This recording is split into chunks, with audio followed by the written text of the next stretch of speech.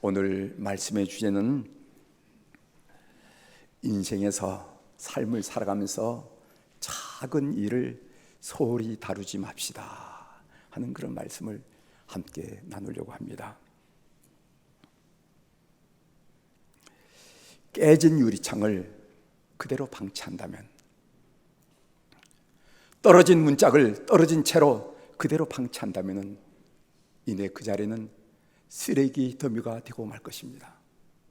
지나간 사람이 휴지도 버리고 쓰레기도 버리고, 양심이 없는 사람은 집안에 쓰레기를 모아다가 거기다 놓기도 하고, 이렇게 하면서 쓰레기 더미가 커져가면서 나중에는 그 자리가 폐가가 되리라, 이렇게 생각이 됩니다. 작은 부분을 가볍게 여기거나 소홀히 다루어서는 안 된다는 의미죠. 마찬가지로 영적인 문제도 마찬가지입니다. 영적인 문제도 마찬가지예요. 영적인 문제도 작은 부분을 가볍게 여기거나 소홀히 다루면 큰 낭패를 당하는 것을 우리가 인생사례에서 경험하게 됩니다. 오늘 본문에 나오는 다윗이 바로 그런 지경에 처했습니다. 본문을 살펴보겠습니다. 다윗이 살왕에 쫓기다 못해서 블레셋으로 도망갔지요. 이를테면 정치적인 망명을 시도한 것입니다.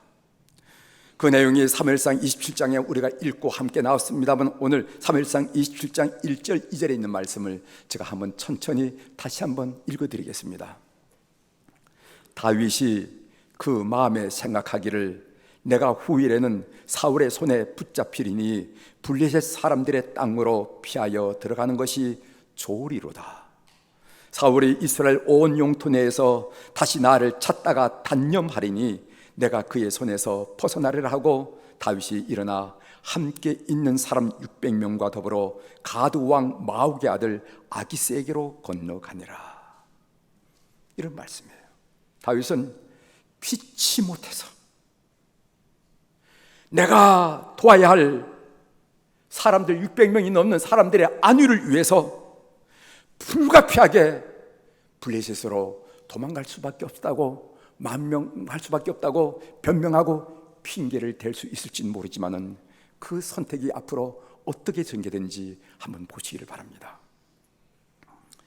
사무엘상 29장 오늘 본문으로 읽었는데, 사무엘상 29장에 이르러 블레셋과 이스라엘 사이에 전쟁이 일어나게 되었습니다.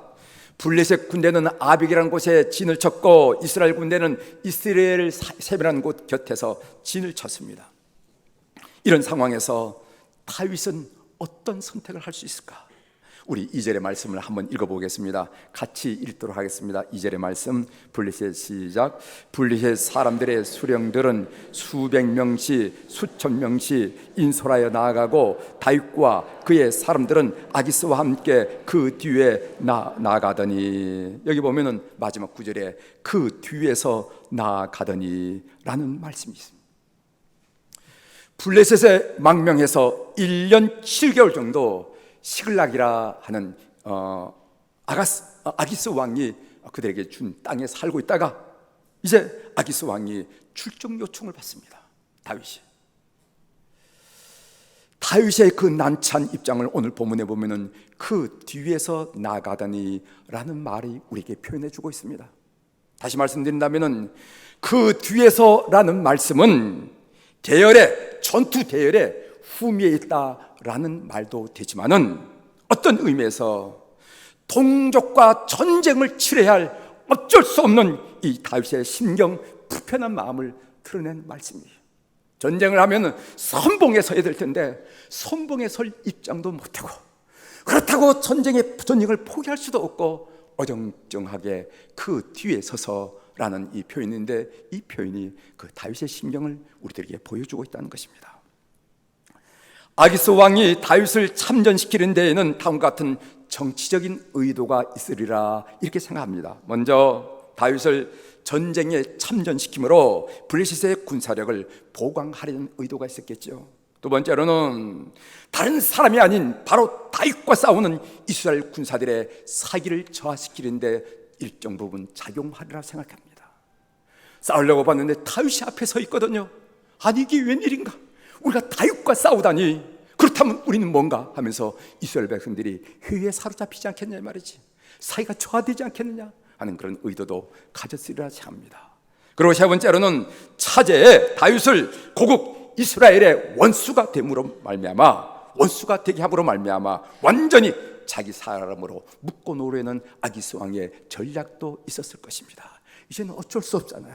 자기 동족과 싸웠으니 어쩔 수 없잖아요. 그래서 결국 자기 사람으로 묶어 놓으려는 그런 노련한 정치가의 정치술이 여기에 보인다 하는 말씀입니다. 다윗의 입장에서 보면은 다윗은 이스라엘과의 전쟁에 출정을 하게 되면 어떤 일이 벌어지는가? 그는 영원히 이스라엘의 원수가 될 것이고, 그렇게 된다면 그는 이스라엘의 왕위에 오른다는 것은 꿈도 꿀 수 없는 상황이 벌어지고 말 것입니다. 반대로 다윗이 이 전쟁은 동족과의 전쟁입니다, 나는 동족을 칠 수가 없습니다 라고 이 전쟁에 참여하지 않는다면, 출정하지 않는다면 그는 아기스 왕의 의심을 받게 될 것이고 그와 그의 신하들은 죽음을 면하지 못할 것입니다. 어쩌다가 다윗이 이런 난처하고 곤란한 지경에 빠지게 되었습니까? 그것은 다윗이 하나님의 백성 이스라엘 백성임에도 불구하고 적국인 블레셋으로 망명했기 때문입니다.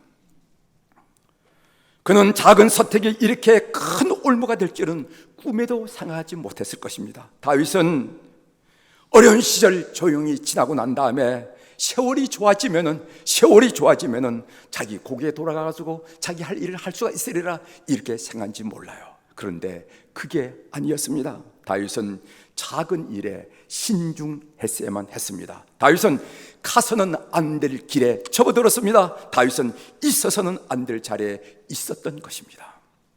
문제는 가드왕 아기스의 참전 출정 요구를 거절할 명분이나 방법이 다윗에게는 없었다는 사실입니다.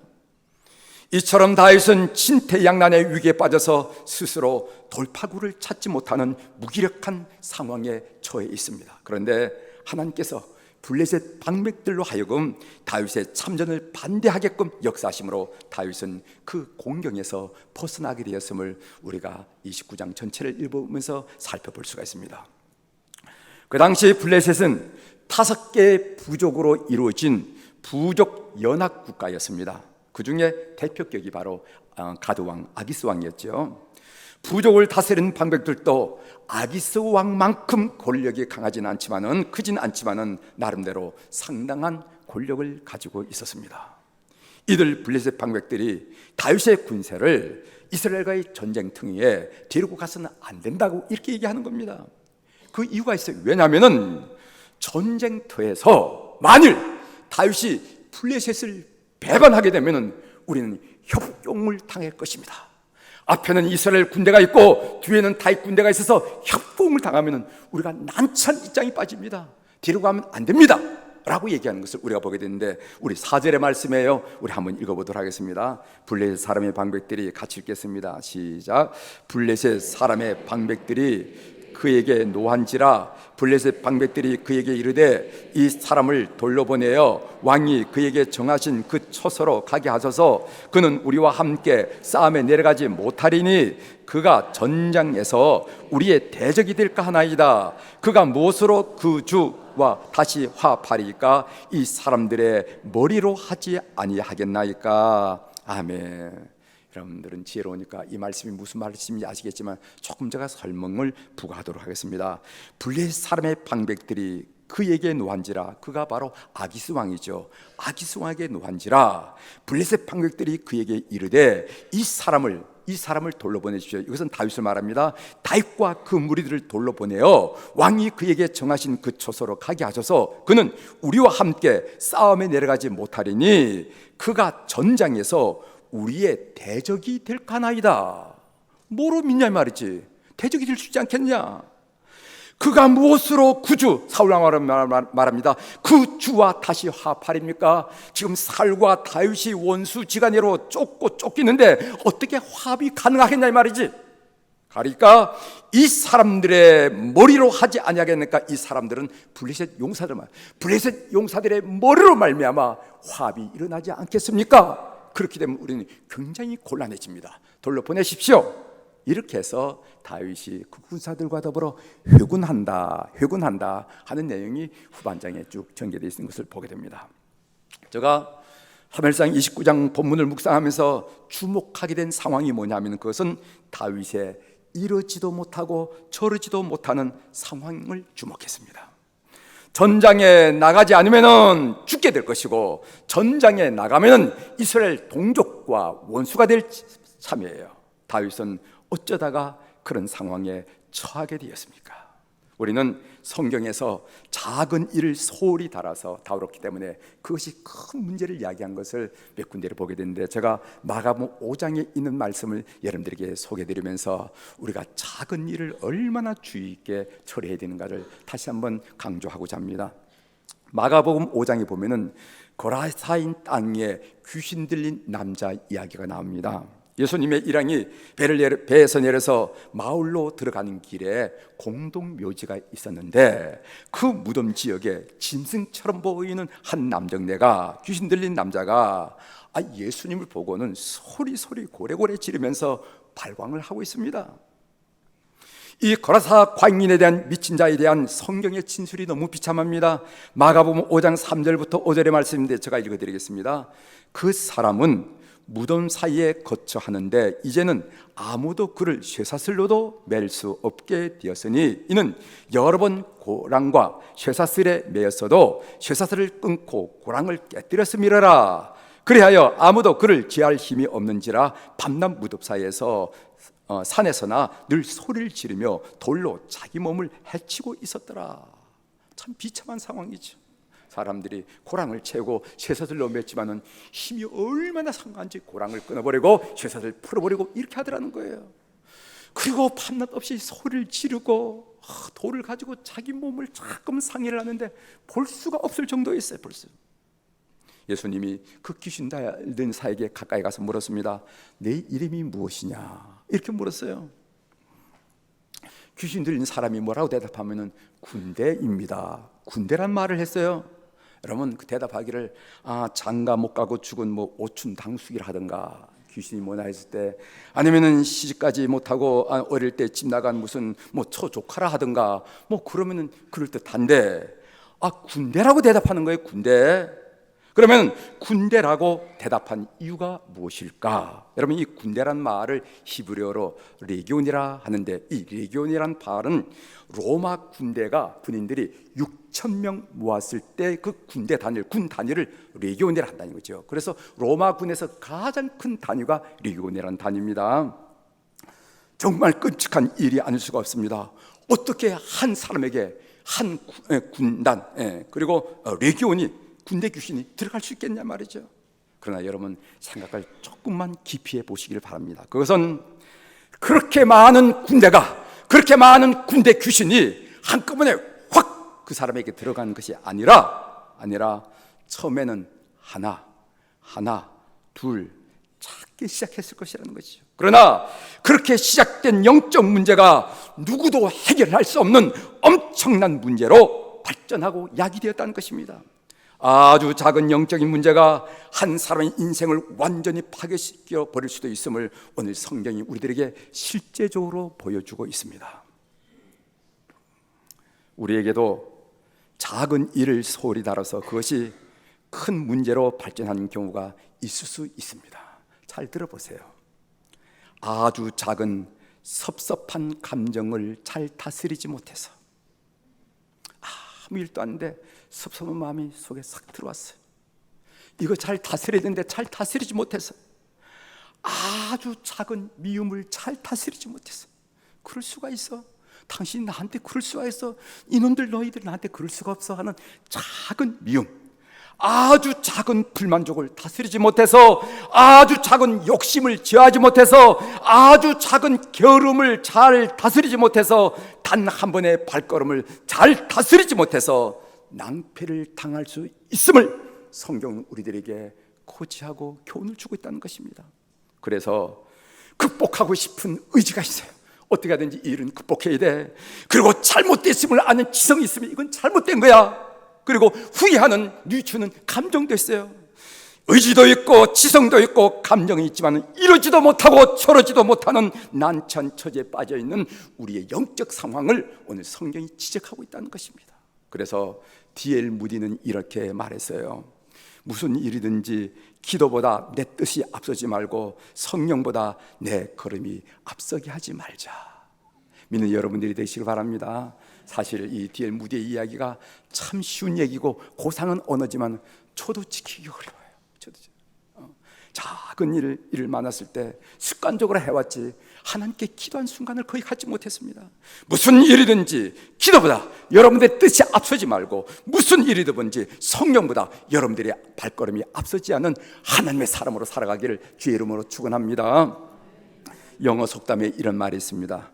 Life is fragile, handle with prayer. 이 말이 있어요. 무슨 말이냐면 삶은 부서지기 쉬운 거. 그래서 기도로 다루라 하는 말이 기도로 다루라.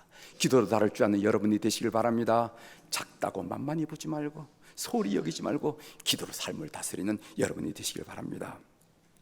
왜 작은 일이 이렇게 큰 일이 될까요? 그것은 사탄이 배후에 있기 때문에 그렇습니다. 사탄은 작은 분노, 작은 두려움, 작은 미움, 작은 섭섭함, 작은 원망 같은 작지만은 부정적인 감정을 이용해서 우리 마음을 비집고 들어와서 자리를 틀고 잠다는 거예요. 이 사실을 성경이 말하고 있습니다. 여러분 에베소서 4장 26절 27절입니다.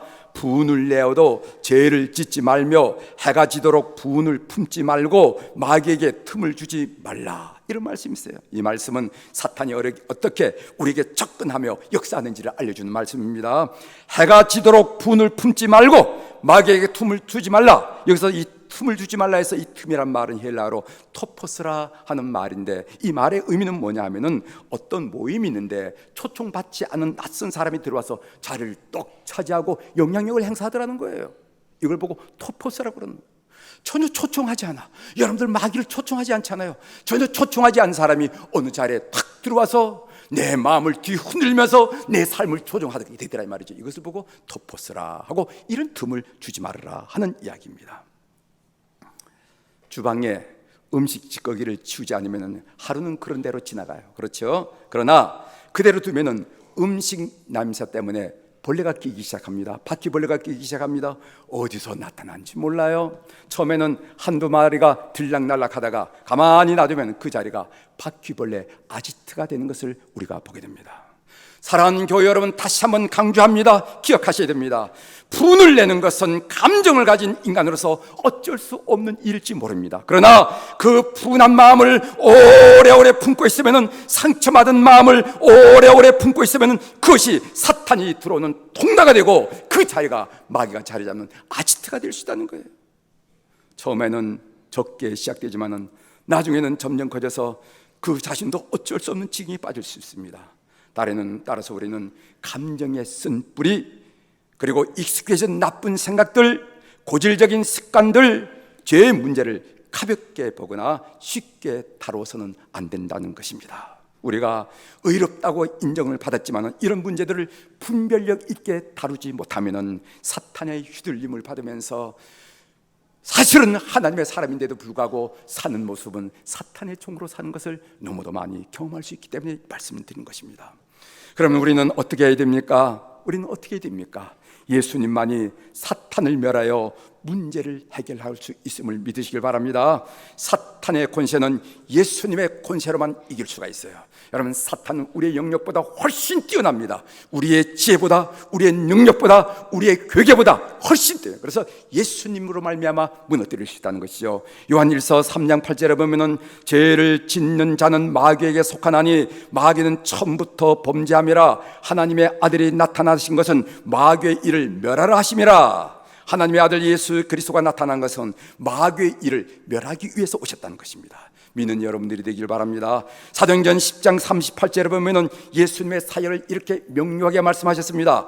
하나님이 나사렛 예수에게 성령과 능력을 기름 붓듯 하셨음에 그가 두루 다니시며 선한 일을 행하시고 마귀에게 눌린 모든 사람을 고치셨으니 이는 하나님이 함께 하셨음이라. 마귀에게 눌린 모든 사람을 고친 이 일이 예수님의 이름으로 시행된다는 것을 성경이 말씀하고 있습니다. 예수님은 더러운 귀신을 제하는 권세를 제자들에게도 주셨습니다. 마가복음 6장 7절에 보면은 12 제자를 부르사 둘씩 보내시며 더러운 귀신을 제하는 권능을 주시고, 이런 권세를 12 제자에게만 준 것이 아니라 우리에게도 준 것입니다. 우리를 힘들게 하는 견고한 같은 사탄의 세력을 예수 그리스도의 철장 권세를 가지고 깨뜨릴 수 있도록 믿음으로 선포하는 여러분들이 되시길 바랍니다. 여러분의 상한 마음, 작은 감정들 예수님의 보혈로 씻으시고 예수님의 보혈로 덮으셔야 됩니다. 예수 그리스도의 그 놀라운 이름으로 선포하셔야 됩니다. 이런 일들을 잘 감당하는 여러분들이 되시길 바랍니다. 섭섭한 마음이 들 때 예수님의 이름으로 물리치세요. 원망이 생길 때 예수님의 이름으로 물리치십시오. 욕망이 일어날 때 예수님의 이름으로 물리치십시오. 게을러질 때 예수님의 이름으로 물리치십시오. 이기심이 여러분 심령에서 발동할 때 예수님의 이름으로 물리치십시오. 예수의 이름으로 날마다 승리하는 우리 교우들이 되기를 주의 이름으로 축복합니다.